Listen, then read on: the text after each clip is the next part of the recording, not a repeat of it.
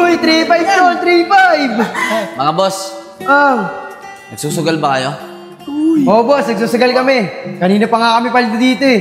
Kaya ikaw, yung ba pagbebenta mo ng kalakal, ipang-scatter mo rin, sigurado papaldo ka rin tol. Alam nyo, kung ako sa inyo, itigil nyo na yan. Hanggat maaga pa. Dahil wala namang magandang may dudulot yan sa buhay ng tao.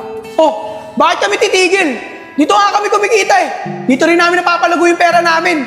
Nababalo ko na ata eh. Oo nga, bakit ba nangingilam ka sa amin? Nanghihingi ka na nga lang ng kalakal, pinapakailaman mo pa kami.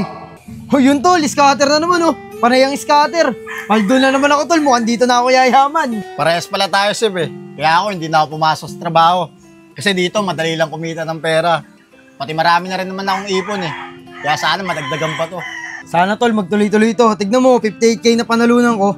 Si Nico kaya tsaka si Isko, sigurado paldo rin yung dalawang yun. Sigurado yun, paldo rin yung dalawang yun.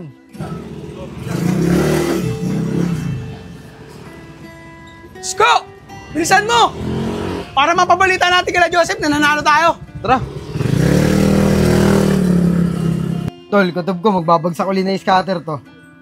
Uy, Sib, tiga mo, may scatter din ako. Oo nga tol, ano? Ang swerte natin ngayon ah. Ayun na pala sila Nico tsaka si Isko eh. Isko, Nico, anong balita? Sep! Paldo kami! Sa inyo, anong balita sa inyo? Paldo rin kami ngayon, kakabigay nga lang ng scatter kay Kevin eh. Tapos ako kanina tumama, 58K tol. Ba, ayos yan ah. Kami rin paldo. Isko, magkano ba na panalunan mo? 30K pre. Sa akin naman, 25. Sarap talaga mag-online casino. Easy money. Sinabi mo pa pre, talagang easy money. Mukhang dito na tayo yayaman. Tara, palagayin pa natin pera natin. Sige ba? Tara, Isko, puka dito. Maglaro na tayo. Scatter. Sige tol. Uy, scatter oh. Scatter ka na naman tol oh.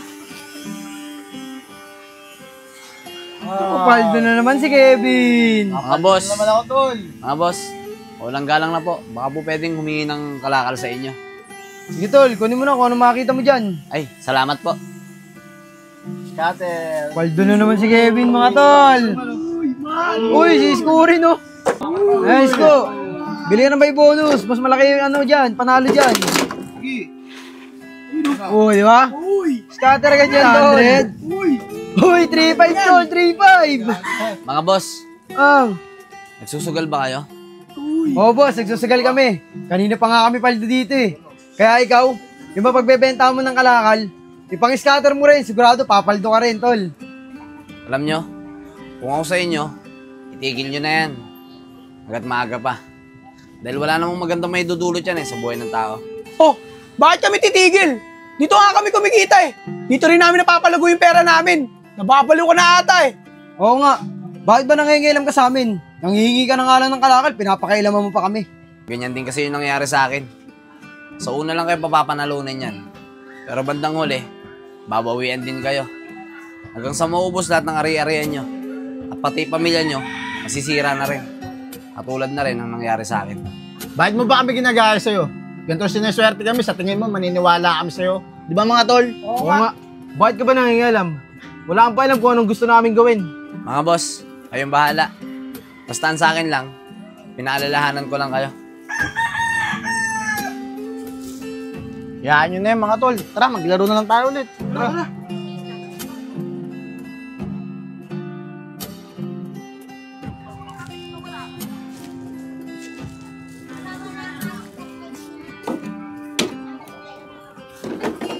Boss, pwede ba kita makausap? Eh sige boss, anong problema? Boss, upo ka dito. Ano bang sasabihin mo? Totoo ba yung sinabi mo sa amin kahapon? Na nasira yung buhay mo dahil sa paglalaro ng online casino? Oo, totoo yun. Tsaka di ko naman sasabihin yun kung di ko naranasan lahat ng yun. Eh boss, paano naman nangyari sa'yo yun? Ganito kasi yan.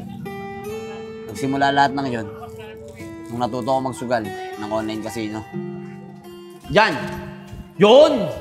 Sinuswerte ka nga naman talaga oh. Tay, papasok na po ako. Baon ko po. Vince, tigil-tigilan mo nga ako. Baka malasin pa ako ng dahil sa'yo eh. Doon ko sa nanay mo manghingi. Sige po, Tay. Nay, sabi po ni tatay, sa'yo daw po ako mangingi ng baon. O sige nak, ito baon mo. Ingat ka sa school ah.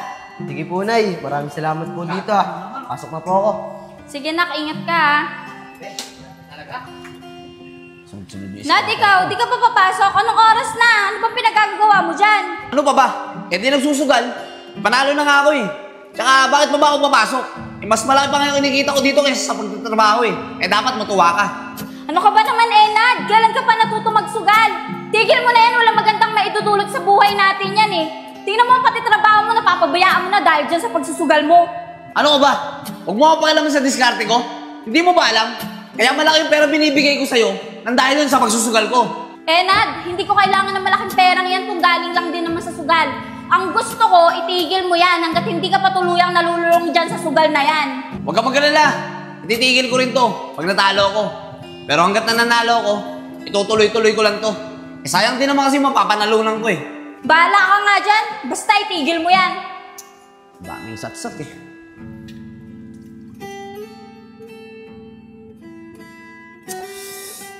Ba yan? Talo na naman.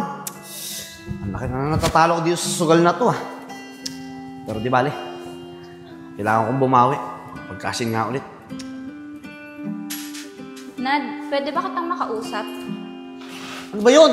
Puro ka-istorbo Ang laki na ng talo ko sa kaka-istorbo niyo eh. Oh, ba't parang kami pa yung sinisisi mo sa pagkatalo mo? Kapal naman ang mukha mo. Tatanong ko lang sa'yo, asan nga pala yung titulo ng bahay at lupa natin? Ba't sa akin mo hinahanap? Eh di ba ikaw nagtatago nun? Napakasinungaling mo talaga, Nad. Akala mo ba hindi ko pa alam na binenta mo tong bahay at lupa natin? Nagpunta dito kahapon yung napagbentahan mo at pinapaalis na tayo. Napakakapal ng mukha mo, Nad. Pati tong bahay na pinundar natin, isunugal mo. Pati kami ng mga anak mo, pinagpalit mo ng dahil sa sugal na yan. Kaya simula ngayon, di mo na kami makikita ng mga anak mo. Bahala ka na sa buhay mo. Vince, kunin mo na yung gamit natin, tara na. Sige po, Nay.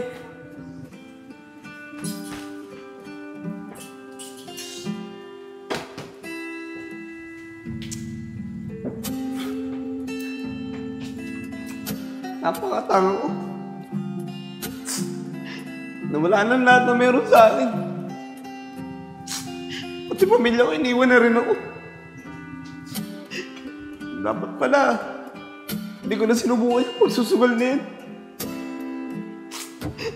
At ngayon nagsisisi na ako. Pero huli na ang lahat.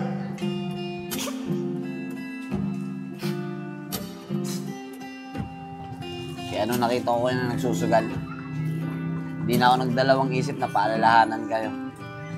Dahil nakita ko rin yung sarili ko sa inyo. Kaya hanggat maaga pa, itigil nyo na yan. Para hindi nyo na maranasan yung mga nangyari sa akin noon. Maraming salamat sa pagbahagi ng kwento mo.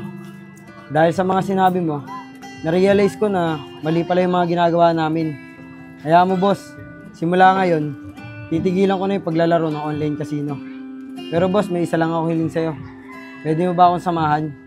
Kukumbinsihin ko yung mga kaibigan ko na tigilan na yung pagsusugal. O sige boss, walang problema. Makakatulong ako sa'yo para makumbinsi sila. Sasamahan kita. Salamat po. Tara, boss. Tara.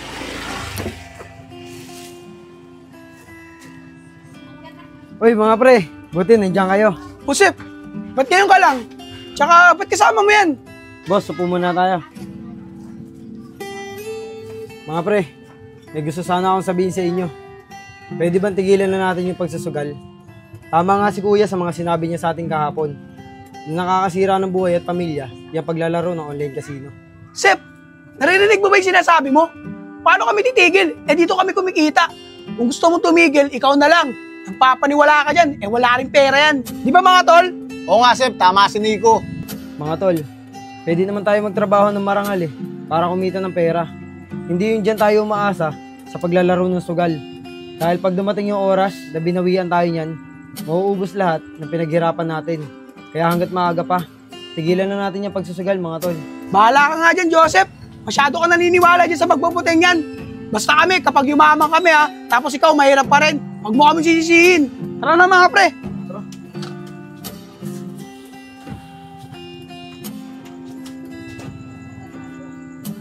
Boss, pasensya ka na. Kung nag-aaway-aaway kayo ng mga kaibigan mo dahil sa akin. Wala yun. Tama naman yung sinabi mo Hindi lang siguro nila naintindihan. Siya nga pala, boss. kanina pa tayo magkasama. Pero hanggang ngayon, hindi ko pa alam yung pangalan mo. Ano bang pangalan mo? Ako nga pala si Joseph. Ikaw pala si Joseph eh. Ako nga pala si Enad. Anad, gusto mo ba na maayos na trabaho? Para hindi ka na nangangalakal. Kung gusto mo, sumama ka sa akin. Ipapasok kita sa trabaho ko. Talaga, Joseph? Oo naman, siyempre. Gusto ko yan. Eh, basta ba tatanggapin ako dun sa trabaho inaalok mo sa akin eh. Walang problema. Sasama ako. Oo naman, tatanggapin ka doon. Akong bahala sa'yo. Salamat, Sep ah.